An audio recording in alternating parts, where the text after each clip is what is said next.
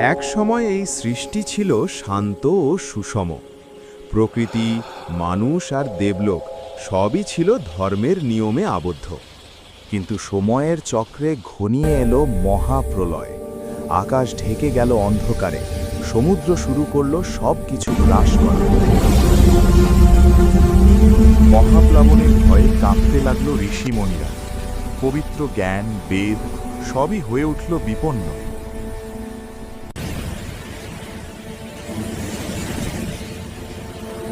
হঠাৎ রাজা মনুর হাতে এসে পড়ল একটি ক্ষুদ্র দীপ্তিমান মাছ। তার চোখে ছিল এক অদ্ভুত আবেদন। রাজা মনু সেই মাছকে আশ্রয় দিলেন, কিন্তু অচিরেই সেই মাছ আশ্চর্যভাবে বাড়তে লাগল। ঘড়া, পুকুর কিছুই আর যথেষ্ট হলো না। মাছটি ক্রমেই হয়ে উঠল বিশাল। অবশেষে সেই মাছকে ছেড়ে দেওয়া হলো সমুদ্রে। তখনই রাজা মনু বুঝতে পারলেন এ কোনো সাধারণ প্রাণী নয়। সেই মুহূর্তে মাছ রূপে প্রকাশ পেলেন স্বয়ং ভগবান বিষ্ণু, মৎস্য অবতার। ভগবান বললেন, হে মনু, শীঘ্রই আসছে মহাপ্রলয়, একটি বিশাল নৌকো প্রস্তুত করো।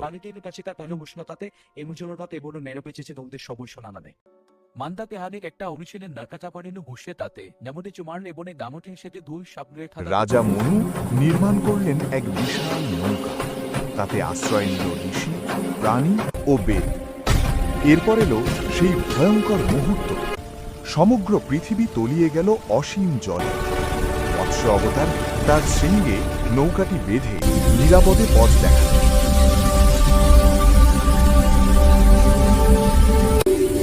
ভিডিওটি ভালো লাগলে এবং এমন পৌরাণিক কাহিনীর ভিডিও পেতে চ্যানেলটিকে লাইক এবং সাবস্ক্রাইব করে পাশে থাকার অনুরোধ রইল। ধন্যবাদ। গভীর সমুদ্র থেকে ভগবান উদ্ধার করলেন পবিত্র বেদ, চিরন্তন জ্ঞানের ভাণ্ডার।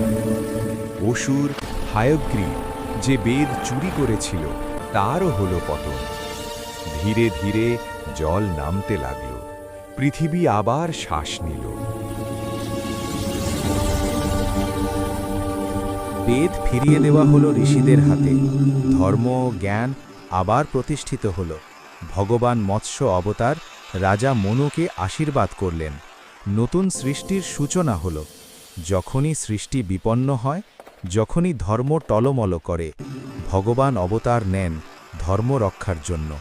যদা যদা হি ধর্মস্য গ্লানির্ভবতি ভারত অভ্যুত্থানম অধর্মস্য তদাত্মানম সৃজাম্যহম।